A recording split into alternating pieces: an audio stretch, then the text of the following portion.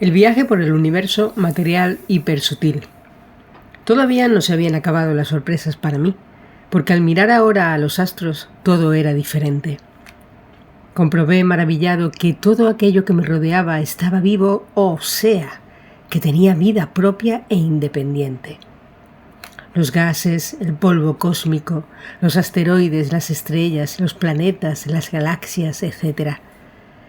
Eran para mí entonces como lo son ahora ya, también, hijos de Dios como yo y por lo tanto mis propios hermanos. Los destellos de luz que emitían los astros y también su color eran el modo de hablarme y por lo tanto su lenguaje. Yo los escuchaba hablar de esa forma también entre ellos con mucho sentimiento. Cuando yo miraba a alguno de ellos en concreto, él lo notaba y me hablaba modulando su luz y la mezcla de sus colores. No puede transmitirse con palabras la enorme variedad y riqueza de matices que había entonces en sus expresiones, entre las que el amor ocupaba siempre un lugar preeminente. No debe extrañar, pues, que yo deseara conocer de cerca y aún abrazar a todos aquellos hermanos astros. Y solo con desearlo, es decir, solo con un acto de mi voluntad, yo podía desplazarme a velocidades de vértigo y hacer que desaparecieran las distancias. Millones y millones de kilómetros que podían reducirse en incontables años luz. Según la astronomía, cada año luz equivale a la distancia que la luz puede recorrer en un año entero, siendo la velocidad de la luz 300.000 kilómetros por segundo. Los recorría yo junto con aquel grupo de hermanos arcángeles en apenas unos instantes. Podíamos además ralentizar o acelerar a voluntad y todo sin sensación de aceleración ni desaceleración, sin frío ni calor, sin vértigo ni cansancio, sin luces molestas o cegadoras y en silencios de una paz y felicidad inenarrables. Ninguna necesidad corporal, ningún temor, solo presente la sensación de sentirse infinitamente amado de Dios. Cada uno de aquellos hermanos astros, verdaderos universos en sí mismos, iba yo recorriendo y admirando siempre, acompañando de aquellos maravillosos y afables hermanos, que con gran dedicación y cariño compartían los fundamentos de lo que veíamos. Así, viajando entre aquellos hermanos astros, penetré en abismos colosales de colores y formas sorprendentes. Vi astros y estrellas que hacen empequeñecer a nuestro Sol, por su tamaño y energía irresistible para toda materia. Atravesé atmósferas enrarecidas de gases y fuerzas extrañísimas que harían acomplejar en sus conocimientos a los más eminentes científicos de la Tierra. Igual, traspasábamos cuerpos celestes livianos y evanescientes que otros de una densidad de fuerza y de concreción de materia impensables, ya que en algunos incluso necesitábamos ayudarnos mutuamente para lograr contrarrestar la terrible fuerza de atracción de sus densísimos núcleos. Mientras tanto, ellos me dejaban intuir por mí mismo la grandeza real de la creación, inimaginable en nuestra insignificante dimensión actual. Y así anduve saciando mi curiosidad y descubriendo todas aquellas maravillas durante un lapso de tiempo que me pareció toda una vida. Tal fue la intensidad de aquello. 11. Los ángeles, mente. Y habría seguido yo así, si aquellos pacientes hermanos que me acompañaban no me hubieran avisado de que no tenía que continuar la andadura. Comenzamos entonces a alejarnos hacia algún lugar en el que me fue imposible descifrar su emplazamiento, ya que no sabría decir si estaba en el universo material hipersutil o no, porque allí ya no se veía ninguno de aquellos hermanos astros. Todo aconteció como si hubiera funcionado algún tipo de energía protectora que velara por el incógnito de aquel lugar. Lo único que recuerdo de él es que pasamos por varios controles custodiados por unas sorprendentes entidades, que acudían prestas para cerrarnos momentáneamente el paso y que tras reconocernos sonreían y notábamos cómo nos llegaba de ellos una intensa oleada de amor que gratificante nos envolvía. El aspecto que tenían aquellos hermanos era desconcertante y poco habitual, ya que se manifestaban entre nosotros con forma de rostro humano, es decir, como cabezas sin cuerpo, viéndose debajo de ellas una pequeña nube o fluido etéreo. La expresión de sus rostros era de una gran belleza, y a pesar de la dificultad que representaba en esos casos estimar una edad concreta, correré una vez más ese riesgo diciendo que a juzgar por sus cabellos rubios y ensortijados, así como por la tersura de su piel, se diría que aparentaban, si hubiesen sido de la tierra, unos 14 o 16 años de edad. Pero esto no significa gran cosa. A juzgar por la sensación de respeto que le invadía a nuestro grupo cuando nos cerraban el paso, lo que prueba que en ellos había más contenido y significado de lo que parecía indicar su aspecto a primera vista. Dos cosas puedo decir ahora respecto a esto último. A pesar del misterio que a través de las épocas siempre ha existido alrededor de esos sorprendentes hermanos, son los seres angelicales que moran en la parte más elevada o superior del universo material hipersutil, como pude saber posteriormente, que es la zona más que corresponde a la mente abstracta superior. De ahí proviene la simbología de su manifestación en forma de cabeza, que es sinónimo de mente, pero sobre todo también de gran inteligencia. Y la otra cosa es que como extraordinarias inteligencias que son, tienen encomendada la tarea de transmitir directamente a su través la energía mental y las órdenes de la Trinidad Divina, así como controlar la correcta ejecución de las mismas por parte de sus subordinados. Y una vez aclarado esto, de aquellos amorosos hermanos, diré que pasados sus controles una gran luz se divisó a lo lejos y con ella pasó a percibirse a su vez un sonido sumamente melodioso, un sonido que penetraba dentro, muy dentro de tu ser, y que podría definirse como algo similar a un arpegio coral compuesto por un número infinito de voces. Dicho sonido venía acompañado por una embriagadora mezcla de fragancias olorosas, imposible de describir aquí. Sorprendido de percibir todo aquello, quise preguntar a mis ya habituales acompañantes por su significado, pero cuando miré a mi lado, vi que ya no estaban los hermanos arcángeles que me habían acompañado hasta aquel momento. Sentí entonces una gran pena de que ellos ya no estuvieran a mi lado, porque yo ya había comenzado a amarles como algo muy mío y entrañable, porque en mi interior sentía que ellos eran, en realidad, mis auténticos hermanos. Pero hube de sobreponerme a su ausencia y comprendí que desde entonces tendría que hacer el camino yo solo. Aunque no estaba tan solo como pensaba, porque a pesar de que yo no veía nada ni nadie a mi alrededor, una misteriosa fuerza me guiaba y me hacía avanzar hacia aquella bellísima luz ya más cercana.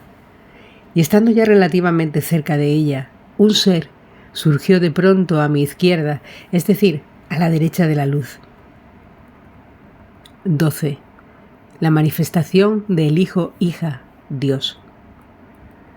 Yo lo miré y me sobrecogí, porque aquel ser que tardé algunos momentos en reconocer, porque no encajaba con la imagen de los grabados y estatuas que sobre él existen en la tierra, era el mismo Hijo-Hija, Dios, o según el nombre más aceptado, Cristo.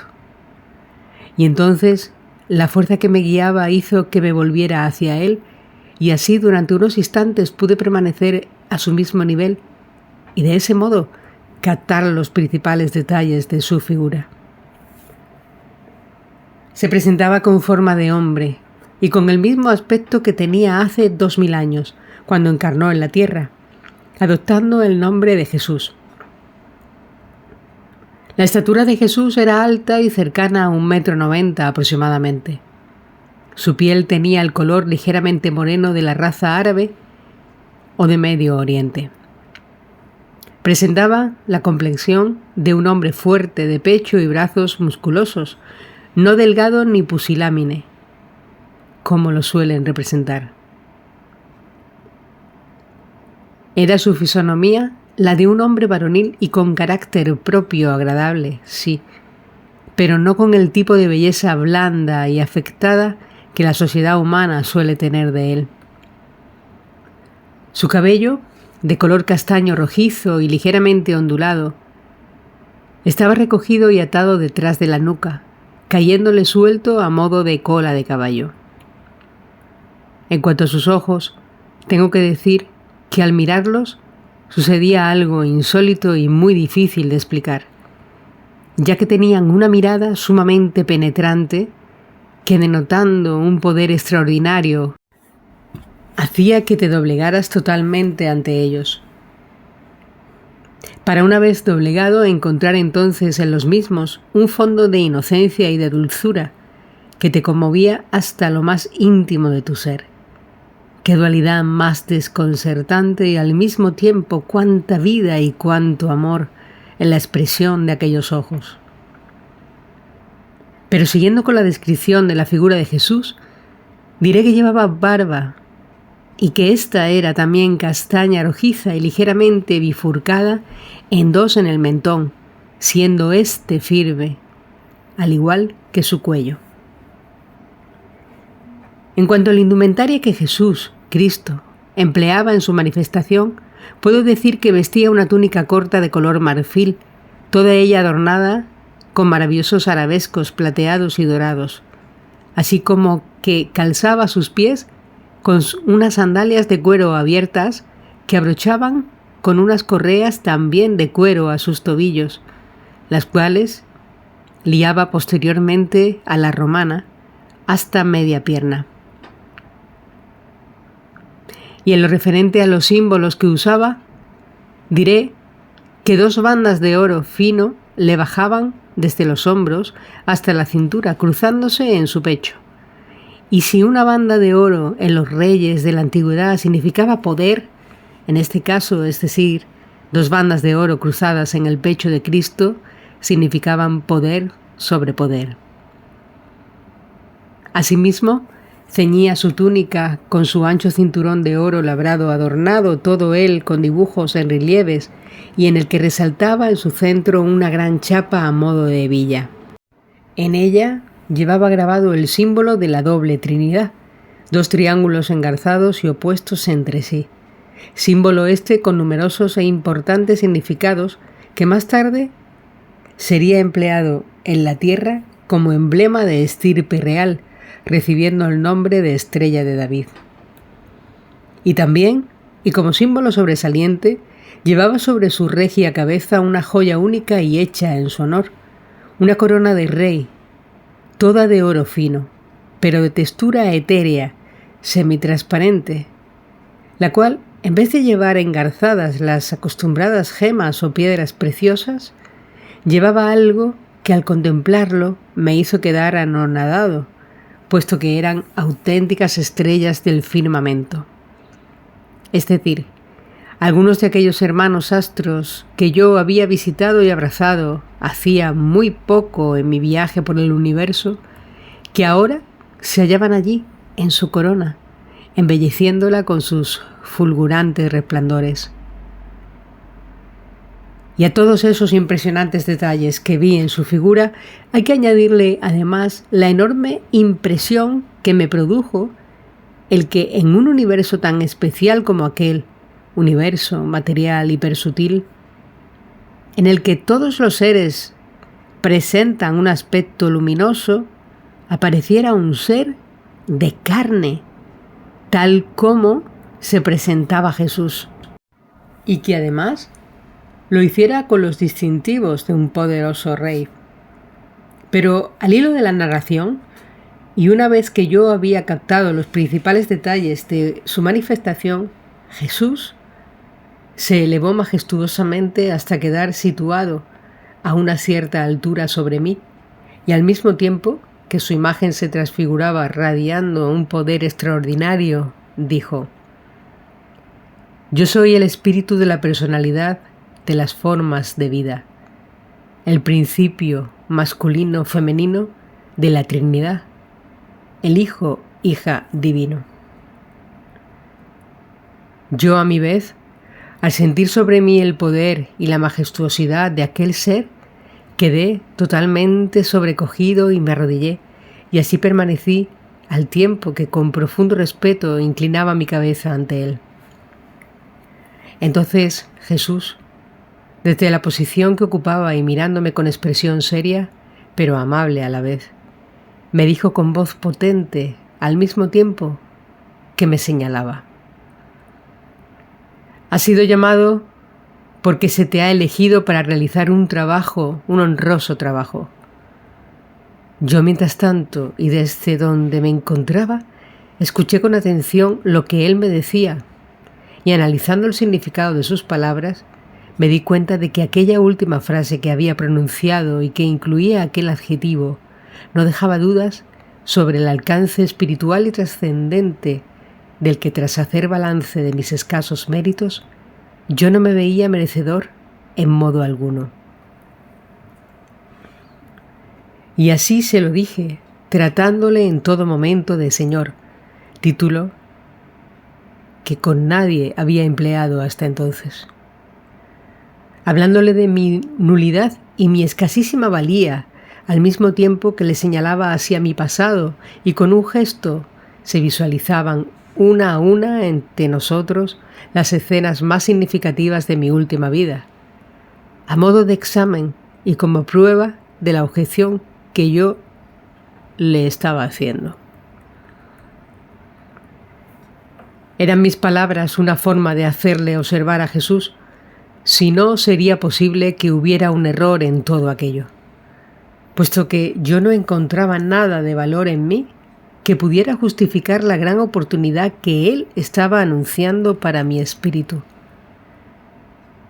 Escuchó con atención todo lo que yo le decía, y cuando hube acabado de hablar, y a modo de respuesta, giró lentamente su regia cabeza hacia aquella bellísima luz que había en el centro, y que yo supe en mi interior que se trataba de una forma de manifestación conjunta del Padre Dios y la Madre Dios. Y aunque nada pude oír de aquellas conversaciones, mi espíritu fue consciente de que estaban hablando entre ellos. Y mientras eso tenía lugar, yo permanecía expectante y también un tanto asustado, porque sabía que muy posiblemente estaban hablando de mí en aquel momento, y temía haberles ofendido con la observación que acababa de hacerles. Y si aquellos instantes de espera se me hicieron muy largos debido a la inquietud que sentía en mi interior, debo decir que a cambio tuve la ocasión de contemplar algo maravilloso y excepcional. Algo que, para hacer justicia, debo señalar aquí: la mirada de entendimiento y familiaridad que Jesús, Cristo, dirigió hacia sus padres. Aquella mirada dejaba entrever claramente hasta qué punto se compenetraban ellos entre sí y traslucía una realidad de vida y de carácter similar a la que hubiera podido darse en cualquier familia humana de la tierra. Con la diferencia de que aquella, sin embargo, era la familia divina, es decir, el Padre Dios, la Madre Dios y el Hijo o Hija Dios. Jamás podré olvidarlo. Luego Jesús, el espíritu del Hijo o Hija Dios, giró de nuevo su regia cabeza lentamente hacia mí y con semblante serio, pero con ojos benignos, volvió a decirme: «Sí, has sido llamado porque se ha decidido asignarte un trabajo, un honroso trabajo, que te hará llegar a ser bienaventurado, aunque ya eres antes también bienaventurado. un juego de palabras que Jesús empleó entonces y del que más tarde he comprendido su significado. Al oír aquellas palabras ya no tuve fuerzas para replicar y rompí a llorar con todo mi ser. Pero no de tristeza, sí de felicidad.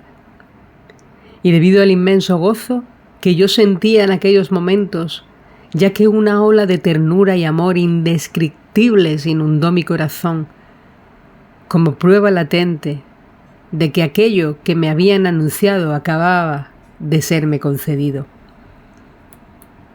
Y en ese mismo instante también y de pronto desapareció de mi vista la entrañable figura de Jesús.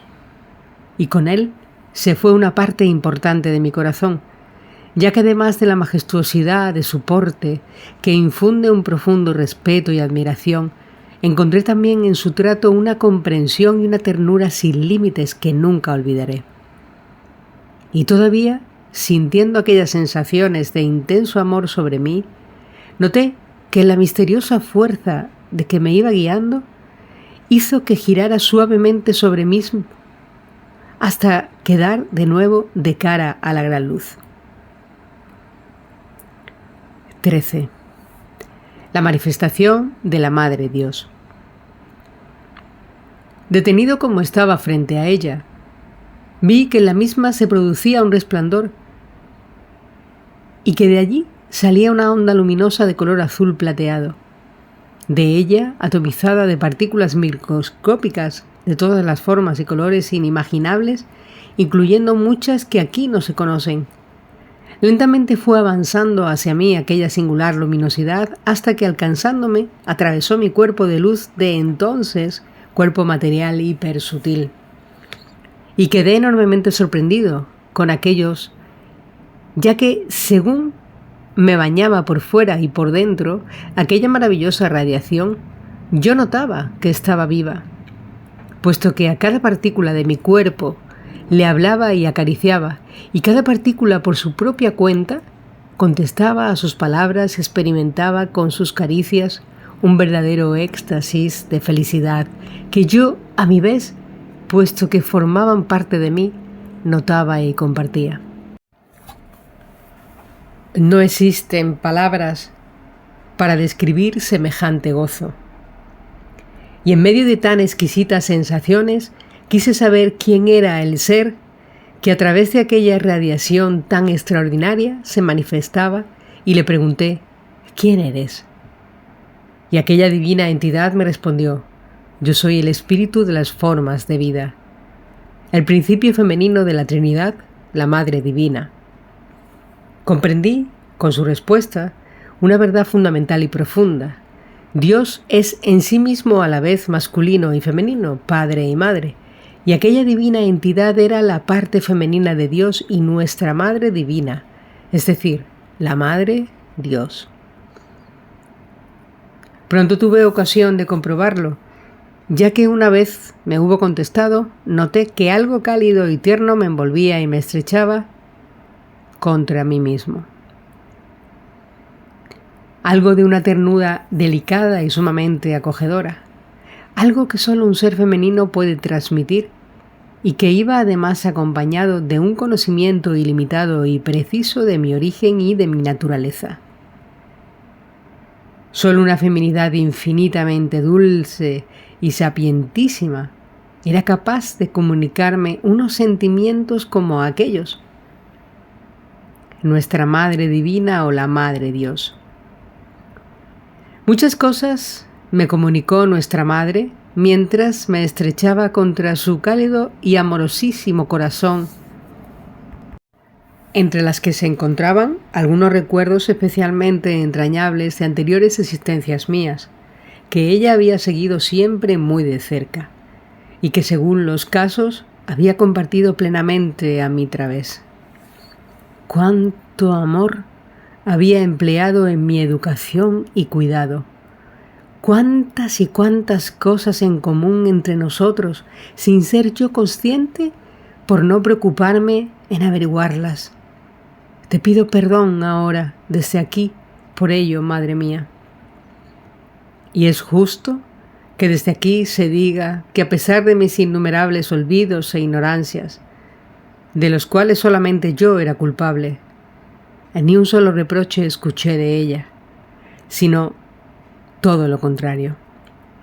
Siempre me justificaba y buscaba el lado positivo de mis reprobables acciones.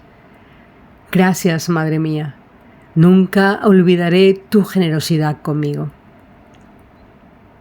Pero debo seguir con el relato, diciendo que tras aquel inolvidable y dulce encuentro con la Madre Divina y después de un cierto periodo de recuerdos entrañables a su lado, fui transportado por ella, sostenido entre sus brazos de luz y apoyado en su cálido regazo, al encuentro del Padre Dios. Aquella gran luz cercana que mi interior había identificado ahora como su regia e individual manifestación. Me encontraba muy cerca de la luz cuando me di cuenta que ya no sentía el cálido abrazo de la madre, y en su lugar, y de pronto noté que una fuerza desconocida inclinaba mi cabeza hasta hacerme apoyar la barbilla sobre el pecho. 14. La salida de los universos materiales o cosmos. Acto seguido, noté también que esa misma fuerza hacía que mi cuerpo y mis miembros se plegaran hasta llegar a adoptar la llamada postura fetal. Esto es la conocida postura que el feto humano mantiene mientras permanece dentro del vientre de la madre. Y fue en el justo momento que adoptaba yo esa postura cuando fui atraído por fin suavemente hacia la gran luz. Y en el mismo instante que entré en contacto con ella, comencé a crecer y crecer, a expandirme más y más, y así seguí hasta tener la sensación de que me hacía igual de grande que el cosmos entero y que me convertía en él. Entonces, mi perspectiva personal cambió radicalmente y de verme rodeado por la imagen estática de las estrellas, planetas, galaxias, etc., pasé a verlas yo desde fuera, quedando situadas ellas entonces en mi interior. Y desde ese estado, y como si el mecanismo de un gigantesco reloj se tratara, las vi moverse con rapidez, combinando sus órbitas y sincronizando sus velocidades con precisión, para no colisionar. Totalmente sorprendente. Analicé mi situación real y me sorprendí todavía más si cabe, porque me di cuenta que había pasado de ser un microcosmos de grado parcial y relativo a ser un macrocosmos total y absoluto, es decir, que me hallaba situado justo en el límite de la relatividad de todas las cosas, por lo que solo un paso más allá ya no existía ni el espacio ni el tiempo. Me quedé sin palabras, porque comprendí que estaba siendo conducido a un estado espiritual y energético en el que por no existir ya ni el tiempo ni el espacio, el pasado, el presente y el futuro se unen y no son una misma cosa. Luego me transportó con una delicadeza extraordinaria a otro lugar. Una vez allí, aquella voz tan familiar y que llenaba de júbilo mi corazón, al escucharla dijo: «Mira, hijo mío, esto otro que ves ahí son mis propios universos para los que te tengo establecido y tengo establecido un plan en el que entráis todos mis hijos y en los que tengo reservado un lugar para cada uno de vosotros». Se refería a todos nosotros, incluyéndote a ti, lector o lectora de este escrito, ya que habéis de volver de nuevo por aquí, aunque depende de vosotros hacerlo antes o después, porque combinando personalidad tras personalidad en vuestras vidas materiales vais evolucionando en libertad. Una vez oídas aquellas palabras, las analicé con detenimiento y vi, con la manera de dirigirse a mí, llamándome hijo suyo, me había disipado por fin la duda del principio. No importa que tú, lector o lectora, o yo mismo, seamos tan poca cosa. mientras que Él es Dios y por lo tanto un ser infinitamente poderoso y perfecto. No importa porque somos sus hijos y un padre así ama a sus hijos de manera profunda.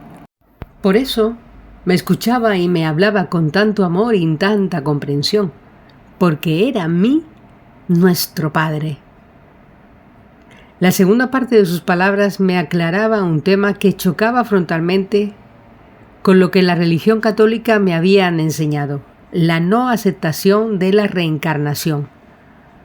Pero ahora estaba claro, existe la reencarnación y se emplea además como sistema fundamental en todas las etapas de la creación para hacer evolucionar a los espíritus, aunque correctamente interpretada. Humanos reencarnando entre humanos, animales reencarnando entre animales, etc. Es decir, siempre conservando el nivel adquirido y sin posibilidad de detenerse ni retroceder. Pero algo no me quedaba muy claro al escuchar sus palabras, puesto que también chocaba con lo que la religión católica ha enseñado durante toda la vida. La condenación eterna de los espíritus o separación eterna de Dios.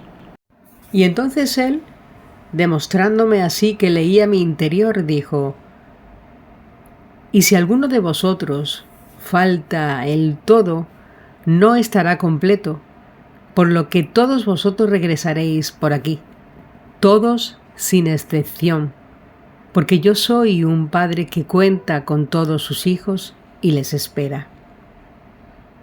Así, zanjaba definitivamente un tema que a partir de entonces está muy claro para mí. No existe el destierro eterno de los espíritus, y aunque sí existen etapas de purificación donde el dolor espiritual y el remordimiento tienen cabida, no son en modo alguno eternos, sino solo temporales. La duración de la estancia en estas etapas, así como la intensidad del dolor, sufrimiento, etc., es siempre proporcional a la importancia de los errores cometidos por el sujeto y consecuencia directa de la estricta aplicación de la ley de causa y efecto. Una vez cumplida la pena, permite seguir de nuevo el camino de la evolución que, indefectiblemente, acabará conduciéndonos a todos al lado de nuestro Padre Divino, y eso es lo único eterno y definitivo que Él ha dispuesto. Pero al hilo del relato diré que seguidamente y a modo de demostración para que yo comprendiera lo que Él había querido decirme, vi aparecer ante mí algo similar a una larga pared que, partiendo de nuestra proximidad, el lugar donde Él me hablaba, se extendía hacia lo lejos hasta perderse de vista en la lejanía. Dicha pared estaba construida con un número incontable de piezas, todas diferentes. Dicha pared estaba construida con un número incontable de piezas, todas diferentes, y que sin embargo, y como si de un puzzle se tratara, encajaban perfectamente entre sí. Aquella estructura tenía el aspecto de un larguísimo mosaico en el que, a pesar de lo irregular de las piezas que lo formaban, ofrecía a la vista una superficie lisa y perfecta. Yo la contemplé admirado y le pregunté a nuestro Padre el significado de aquello. Y él me respondió: «Esa superficie que ves ahí representa la estructura que formáis todos mis hijos». Seguí admirando la perfección de aquella superficie, que al igual que las entidades energéticas que poblaban el universo espiritual, también representaba un color blanco inmaculado y de textura etérea. Hasta que, observándola detenidamente, me di cuenta de que en un lugar de la misma, próximo a nosotros, había un hueco vacío, es decir, faltaba una pieza. Una sola pieza en toda aquella larguísima superficie. Vi asimismo la forma peculiar que tenía aquel hueco, y cuando lo estaba observando, la voz de nuestro Padre Divino me dijo: Y ese hueco vacío que ves ahí es el lugar que ahora te corresponde a ti en ella. Ese es tu sitio.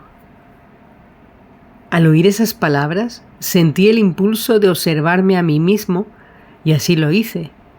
¿Y cuál no sería mi sorpresa al comprobar que la forma que en este momento tenía mi espíritu era exactamente igual que la de aquel hueco? Y en ese mismo momento sentí como mi espíritu era transportado suavemente hasta aquel hueco, y una vez situado frente a él, era empujado con delicadeza hasta quedar perfectamente acoplado en él mismo. Una completa transformación tuvo lugar entonces en mi interior y como si de un rito se tratara, comencé a decir: así como me encuentro yo ahora, es la meta para todos los espíritus, porque a la sombra de este maravilloso ser, nuestro Padre Divino, alimentado por su misma substancia de energía, su amor, su sabiduría, y para toda la eternidad sin límite de existencia, ya nada me falta.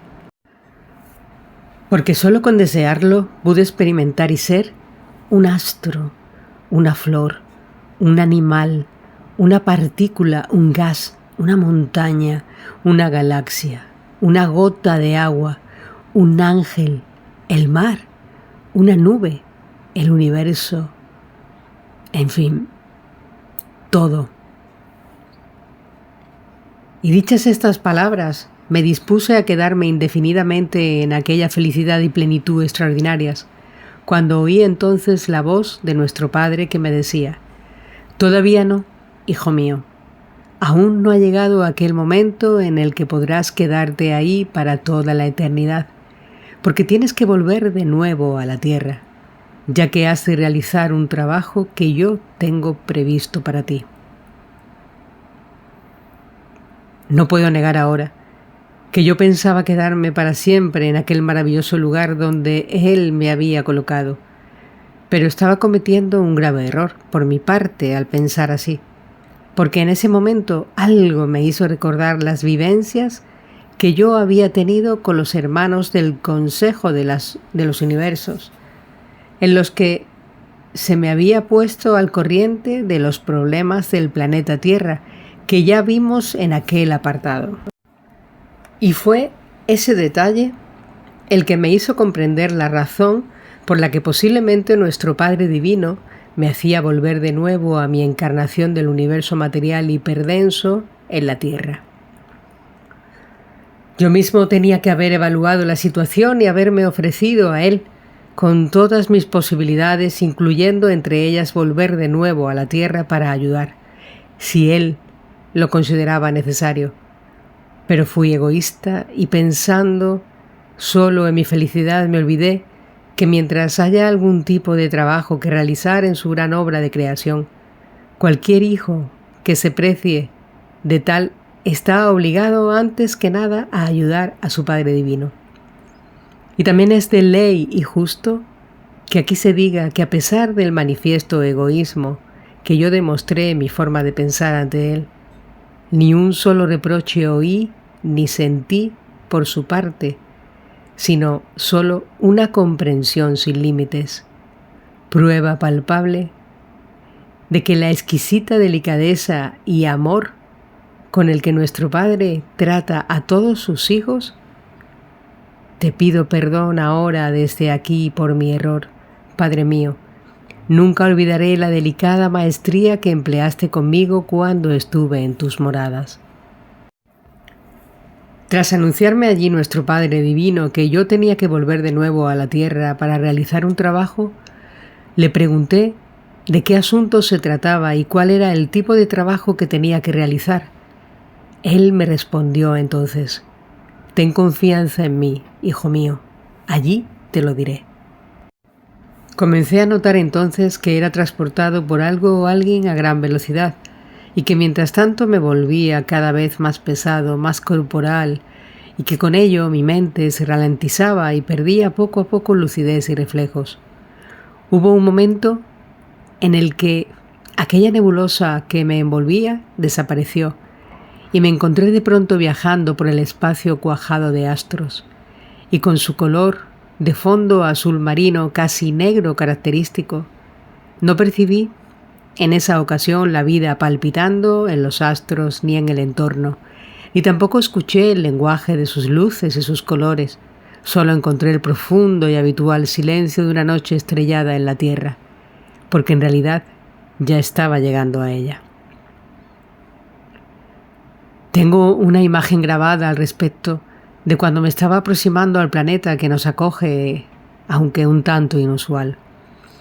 No vi la clásica imagen del planeta azul, que tantas veces nos han mostrado los medios de comunicación de la Tierra cuando emiten reportajes del universo, los viajes espaciales, etc.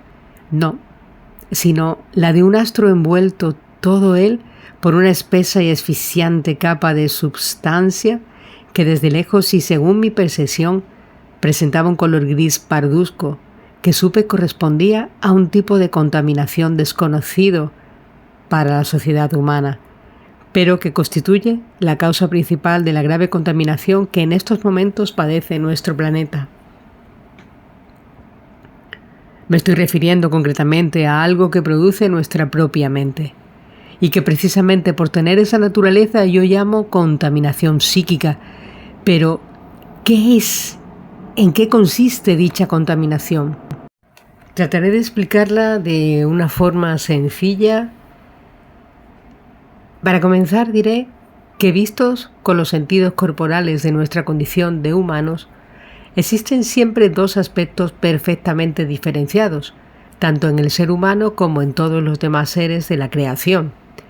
El aspecto corporal o físico, que es visible, y el aspecto mental o psíquico, que es invisible.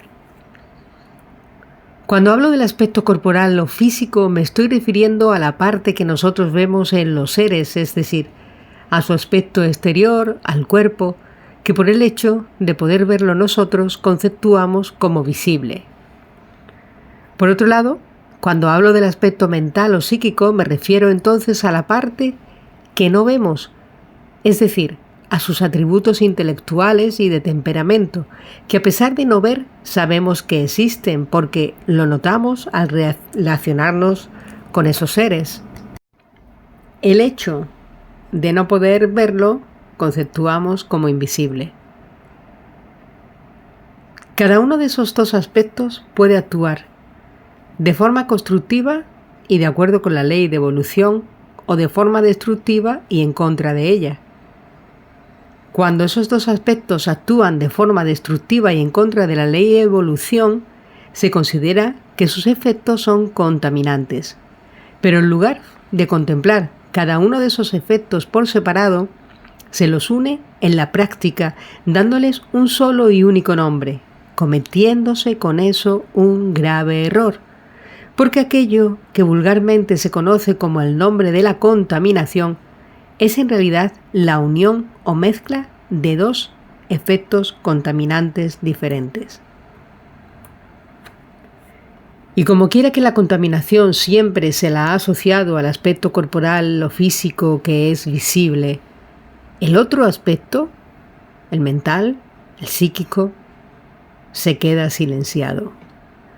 Por eso, cuando se habla de basuras, aguas sucias, ambiente con humos y olores, lluvia ácida, mareas contaminadas, destrucciones de la capa de ozono, así como del cambio en el clima del planeta, siempre se señala hacia la contaminación corporal o física, quedando oculta la suprimida automáticamente de la opinión pública, la mental o psíquica, que es sin embargo la causante directa del grave deterioro ambiental que sufre actualmente nuestro planeta.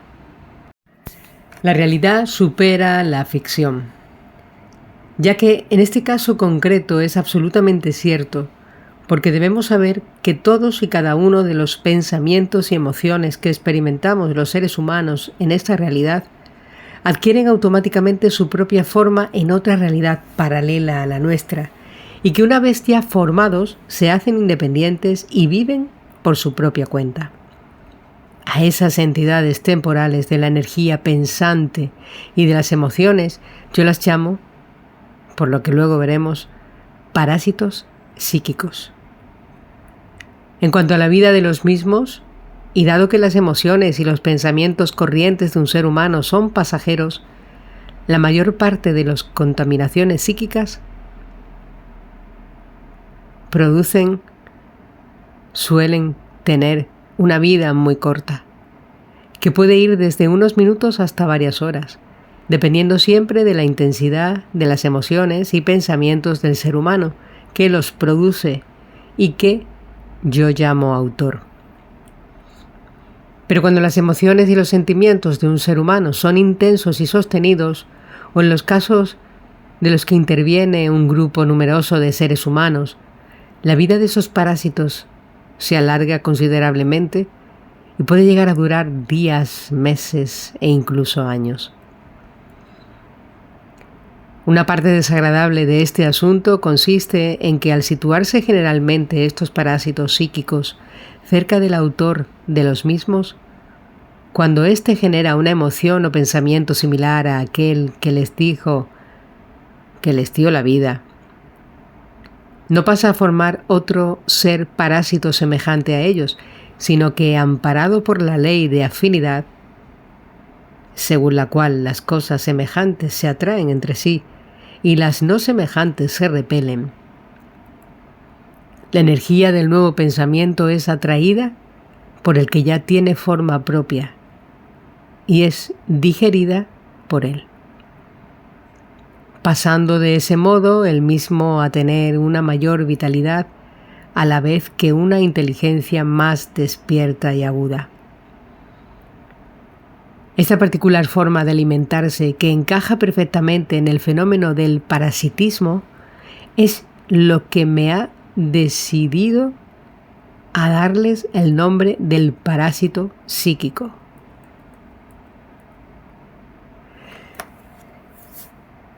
Algo todavía más desagradable se origina cuando el parásito psíquico no recibe a su tiempo la ración de energía que normalmente venía recibiendo de su autor, procedente de un pensamiento o emoción similar a aquel del cual se formó y que necesita obligatoriamente para alimentarse. Porque entonces una especie de instinto de conservación que posee le hace poner en juego toda la agudeza de su inteligencia, y a partir de ese momento, y de forma reiterada, tratará por todos los medios de inducir a su autor a realizar acciones o a forzar situaciones que liberen la energía que él necesita como alimento para seguir viviendo, convirtiéndose así entonces en el parásito psíquico, en un verdadero demonio tentador para su autor. Juzgue el mismo lector o lectora de este humilde escrito la gravedad de tal situación, ya que en la mayoría de los casos el autor seguirá revitalizando inconscientemente a su parásito psíquico, el cual será cada vez más fuerte y por lo tanto también cada vez más difícil para su autor liberarse de él. He aquí el peligro y nefasto círculo vicioso que produce la contaminación psíquica y el verdadero motivo que durante tanto tiempo se ha ocultado, de que a los seres humanos nos resulte tan difícil dejar nuestros hábitos negativos o vicios una vez contraídos.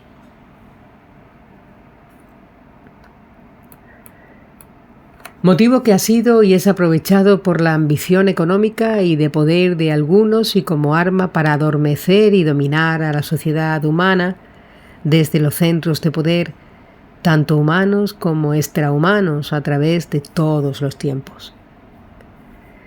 Este y no otro es el origen de la enorme proliferación de él, el tabaco, el té, el café, el alcohol, la marihuana, la cocaína, la heroína, etc., como sustancias con fuerte adición, así como también de la violencia, la pornografía, los espectáculos de masas, fútbol, toros, atletismo, conciertos, teatro, cine, etc., los cómics juveniles, los programas basura de radio y televisión, los ordenadores domésticos y su programación fuertemente alineante y adictiva, los casinos y las casas de juego, etcétera, etcétera.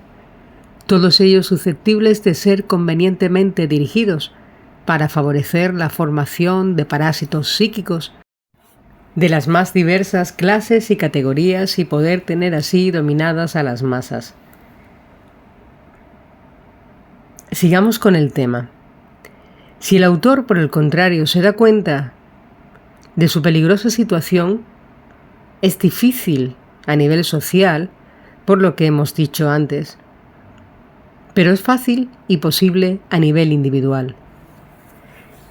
Si rompe así el círculo vicioso que lo aprisiona, superando los hábitos negativos y buscando una forma de pensar y obrar elevada y altruista, habrá cortado la alineación de su parásito y, de ese modo, habrá vencido a su enemigo psíquico y por fin será libre.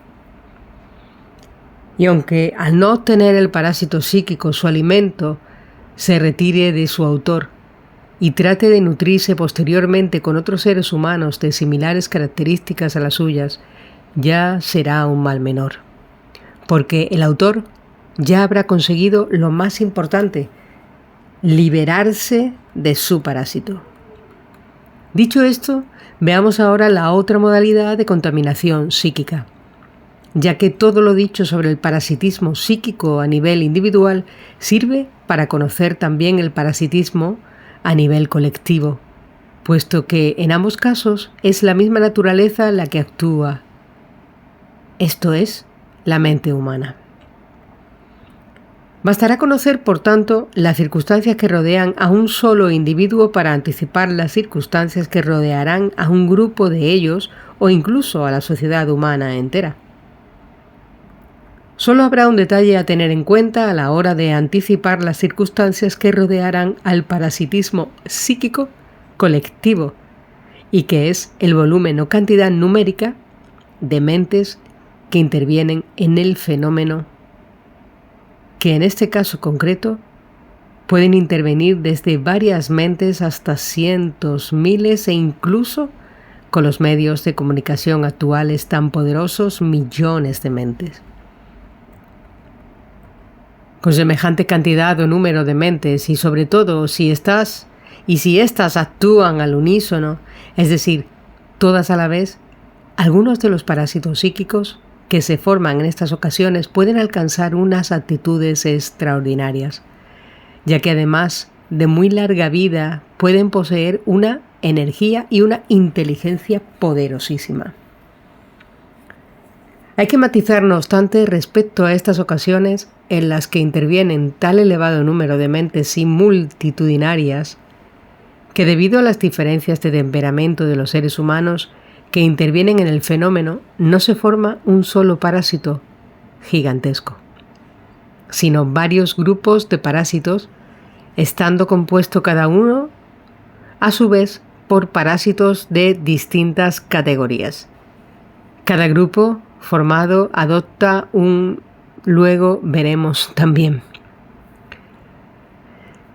una estructura en forma de pirámide, ocupando la cúspide de la misma un parásito de notables características que es el que dirige y controla a los demás a partir de entonces, y dado que todos ellos nacen de unas emociones y pensamientos muy determinados y con fines muy concretos, toda su inteligencia y modo de pensar y de sentir, hablo de auténticas mafias psíquicas, irá férreamente dirigido a lograr dichos fines, con todos los medios a su alcance, lo cual no deja de ser terrible, puesto que a la hora de actuar los hará ser implacables con nosotros, los seres humanos, sino que tengamos más defensa posible que la que expliqué anteriormente.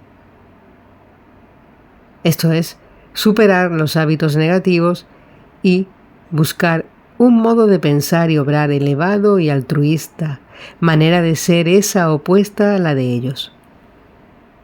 y que al no dar cabida en ella a ningún hábito desordenado o egoísta, no formará parásito psíquico, ni resultará atractiva para los parásitos transeúntes que al no encontrar tampoco comida en ella, pasarán de largo. Pero por desgracia, y debido al grado de inteligencia y organización que ha llegado a conseguir, así como de las altas cotas de energía que alcanzan al unir sus fuerzas, esas mafias de parásitos consiguen manejar actualmente medios psíquicos y muy poderosos como son la inducción telepática y emocional, la sugestión tanto individual como colectiva, la transmutación de sustancias, la producción de fenómenos telequinésicos, la simulación de fenómenos ovni y extraterrestres. Los auténticos extraterrestres también existen, como ya he explicado. La simulación de seres auxiliares de la naturaleza, gnomos, silfos, etc.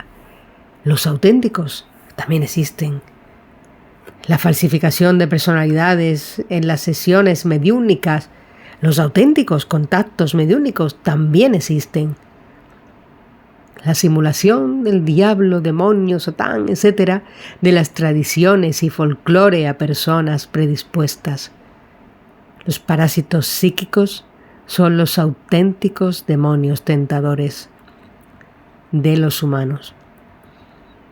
La simulación de apariciones marianas multitudinarias falsas, la realización de curaciones de seres humanos en los lugares de apariciones marianas falsas. Las curaciones son auténticas y se realizan para dar mayor credibilidad a dichas apariciones y para aumentar la asistencia de público a las mismas, dada la enorme cantidad de energía psíquica que de ellas se extraen para alimentarse los parásitos psíquicos, etcétera, etcétera. No nos debe extrañar, pues, que con todos esos recursos, más la ayuda de la filosofía coincidente de algunos grupos humanos de economía muy poderosa, pero de egoísmo exacerbado, unida a la de ciertos políticos sin escrúpulos que conocen este secreto tema y que se prestan al juego a cambio de favores de todo tipo, hayan logrado entrar en nuestras mentes y valiéndose de la ignorancia que existe sobre este asunto entre la gente de la calle, que tienen controlada y manipulada a la inmensa mayoría de la sociedad humana.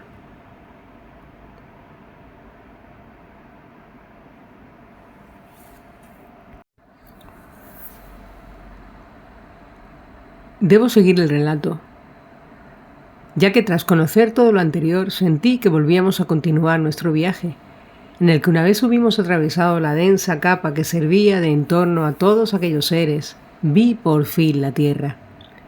Rápidamente me encontré entonces descendiendo sobre mi país natal y acto seguido sobre la ciudad donde yo residía, para finalmente hacerlo sobre mi domicilio habitual, lugar donde todo había comenzado. Seguidamente, recuerdo haber visto la imagen de mi cuerpo tendido en el lecho y haber entrado en él, y desde ese lado ya no recuerdo nada más. Sí recuerdo que ya en todo cambio para mí. Me sentí que mi ser se comprimía más y más, con objeto de adecuarse al tamaño de mi cuerpo actual. Yo notaba que una terrible fuerza envolvente me presionaba desde fuera, y como al mismo tiempo que me empequeñecía iba yo perdiendo inteligencia y conocimientos. Y así sucedió durante un periodo de tiempo que no sabría precisar, hasta que la sensación anterior dio paso a otra diferente. Esta vez noté que aquel cuerpo en el que yo acababa de entrar adquiría una gravidez extraordinaria, ya que en ese momento yo me sentía como una pesada losa de piedra imposible de mover. Al sentir aquello exclamé: «¡Otra vez mi cuerpo de carne!», y a la vez me decía eso, Me palpé mi cuerpo con las manos y recordando con ello de nuevo las viejas y conocidas sensaciones de mi tacto y de mi piel. A continuación noté cómo venía a mí y se hacía una sola cosa conmigo, un cúmulo de conocidas circunstancias que me hicieron exclamar de nuevo, otra vez el tiempo, la familia, las demás personas, el trabajo, la comida, las necesidades corporales, el mundo, el dinero. Y fue justo en ese mismo instante en que recuperaba la noción de la realidad y abría los ojos cuando escuché de pronto una voz como de trueno que decía: «Santiago». Y ante esa llamada sentí que cada órgano, cada célula, cada partícula de mi cuerpo respondía por su lado a la llamada de manera autónoma y sin contar con mi voluntad. «¿Qué me llama así?», me dije, haciéndome sentir algo tan singular. Busqué con la vista en todas las direcciones. «Santiago», dijo la voz por segunda vez, resonando con tal fuerza que parecía que todo iba a estallar, mientras yo seguía buscando a derecha e izquierda desconcertado. «Santiago», repitió de nuevo la voz, y ya comenzaba a inquietarme cuando de pronto y frente a mí apareció una luz cegadora que me obligó a taparme los ojos con las manos. Pero cuál no sería mi sorpresa al comprobar que aquella luz la atravesaba, y que lo mismo le sucedía a mis párpados, haciendo inútil toda protección. Entonces comprendí que me hallaba ante algo muy superior a lo humano. «No temas, soy el Señor», dijo la voz, y en ese mismo instante todo cambió, porque sentí sobre mí una paz y una alegría que me resultaban muy familiares por haberlas experimentado yo antes en las moradas del Padre Dios cuando estuve en su presencia. Ya que al sentir aquellas maravillosas sensaciones es cuando vinieron a mi mente las palabras que pronunció, cuando al preguntarle en qué consistía el trabajo que yo iba a realizar aquí en la tierra, él me contestó: «Ten confianza en mí, hijo mío, allí te lo diré». Ahora comprendía el significado correcto de sus palabras, las cuales querían decir que cuando yo volviera a la tierra, allí vendría él también y me lo diría. Y tal como me anunció, cumplía, viniendo al universo material y perverso, donde yo me encontraba ahora. Porque fue en ese mismo momento cuando frente a mí y en lo alto apareció una majestuosa figura de forma humana que se hallaba sentada sobre un gran trono. Tanto la figura como el trono donde se sentaba eran de pura luz, pero de una luz que aquí no existe, porque poseía una blancura infinita e inmaculada, e intuyéndose única, contenía en sí misma toda la energía que pueda imaginarse. Debo aclarar, no obstante, que nuestro Padre Divino no tiene forma definida, ya que Él es principio de toda forma, pero cuando se manifiesta puede adoptarla si lo desea, y esta vez lo hacía con la de hombre, como pude ver a pesar de la intensísima luz que su imagen despedía. De aspecto relativamente joven, ya que representaba solo unos 40 años de edad, llevaba barba bifurcada en dos en el mentón y el cabello largo. Iba vestido con una túnica y sobre esta un gran manto que le daban un aspecto regio y majestuoso. Permanecía sentado en posición erguida, pero atenta hacia mí, manteniendo sus manos apoyadas en los brazos del trono. Sobre su cabeza llevaba una diadema única, pues iba adornada con estrellas del firmamento, sobresaliendo por su tamaño y belleza la que adornaba el centro de su frente, la cual emitía unos destellos de luz que anonadaban al mirarla, adivinándose en ella un poder y majestad ilimitados. Y de sus ojos brotaban impresionantes dos haces paralelos de energía que aumentaban paulatinamente de grosor al proyectarse hacia el infinito. Yo sentí que aquellos potentísimos ojos auscultaban todos los universos creados, llegando hasta los rincones más recónditos sin que nada se sustrajera a ellos. Como también supe que de las estrellas de su frente salen los poderosos pensamientos que construyen y mantienen los complejos planos de la existencia. Al ver aquello, una solemne admiración se apoderó de todo mi ser. ¡Oh, Dios mío! ¡Cuánta belleza había en ti! Ojalá mis hermanos y hermanas de la tierra pudieran captar que estoy diciendo la verdad y asimilaran un poco, tan solo un poco, de la grandiosa perfección que posee su Padre Divino. Y es justo que aquí se diga que cuando mi vista llegó a tu rostro, era tal la blancura, tal la pureza que había en él, que noté que estaba profanando con mi mirada lo más grande y sagrado que existe. Entonces me sentí sucio y bajé la vista avergonzado, pensando que yo no era digno de estar ante ti.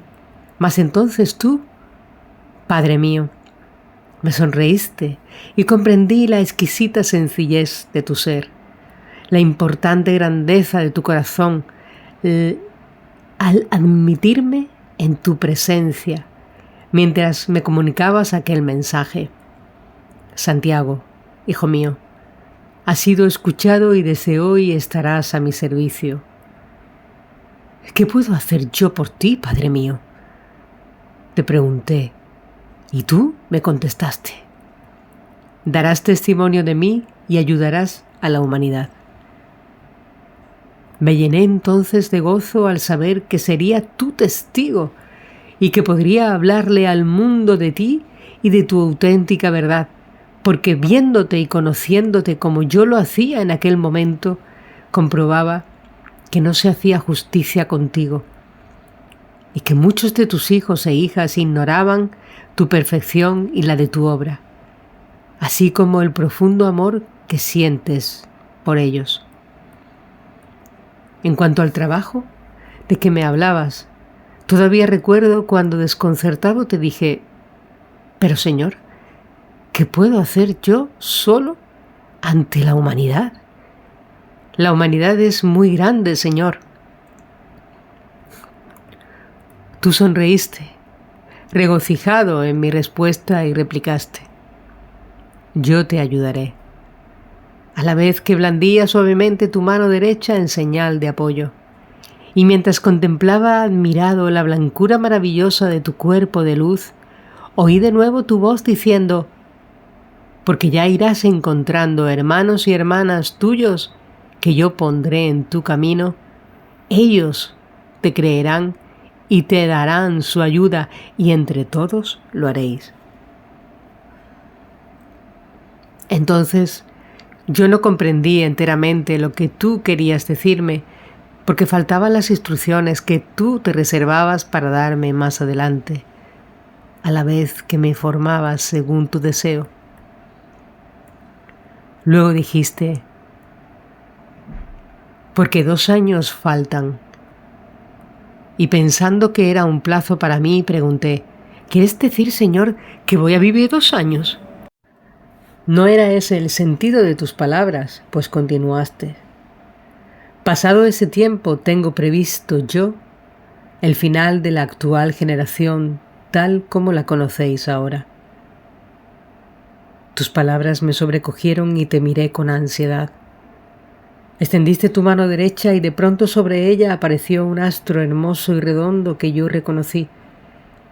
«Es la Tierra», dije, pero comprobé que la figura de la misma era luminosa y etérea, de textura similar a los luminosos cuerpos que emplean los espíritus para manifestarse. Comprendí entonces que aquel astro luminoso era en realidad la manifestación del espíritu de la Tierra. Y en aquel momento capté un intenso sentimiento de amor que procedente de él venía hasta mí y que hizo que nuestros espíritus se estrecharan en un inolvidable abrazo, un abrazo entre hermanos. Y su espíritu le habló al mío, y al hacerlo comprendí todo aquello que a lo largo de la experiencia había ido yo viendo y conociendo sobre la terrible negligencia que la sociedad humana ha cometido y que en algunos aspectos es ya irreversible. Al contaminar gravemente tanto psíquica como físicamente al hermano que tan amorosamente nuestro Padre Dios le había confiado. Nuestro Padre Divino es el amor, y aunque Él sea también el poder y la justicia que con la terrible fuerza de su pensamiento levanta o destruye universos enteros, todo enteramente en Él está modulado por el amor, porque, no lo olvidéis, hermanos, Dios es el amor y el amor es el origen de todo cuanto existe. Pero debo volver de nuevo a tu mensaje, aunque no quiero ocultarte, Santiago, que también tendrás que soportar momentos amargos y de intenso sufrimiento, me dijiste. Momentos duros, porque tu misión es dura. Debes saber, hijo mío, que no te van a creer cuando cuentes todo esto, y que la mayoría de tus hermanos no te van a reconocer ni a saber quién eres tú, en realidad. Y en ese instante pasaron ante mí unas escenas que yo contemplé impresionado. Escenas mías y de la incomprensión del mundo y sus efectos que quedarán grabadas en mi espíritu y a la vez borradas en mi memoria actual, pero que yo decidí aceptar por amor hacia ti y a tu magna obra. Acto seguido, una misteriosa fuerza me aproximó más a ti para darme lo que ha sido y será mi norma suprema de conducta. Vas a volver de nuevo al mundo, pero escucha bien lo que voy a decirte. Y en este instante tu voz se hizo más pétrea, más firme. Te digan lo que te digan, te encuentres con lo que te encuentres, te suceda lo que te suceda, no te dejes influir por nada ni por nadie. Pasa siempre por encima de todo y de todos, porque allí me tendrás a mí. Yo te enseñaré a pensar según sea mi deseo, oiré por tus oídos y veré por tus ojos. Yo pondré mi palabra en tu boca y tus hermanos y hermanas me escucharán. Entonces tú te señalaste al pecho con la mano en la actitud de aquel que brinda todo su apoyo y proseguiste. Confía solo en mí, hijo mío. Confía solo en mí porque yo te protegeré de todo. Y al pronunciar esta última palabra, su voz resonó en todos los universos formidable y potente como el trueno. Yo te protegeré de todo.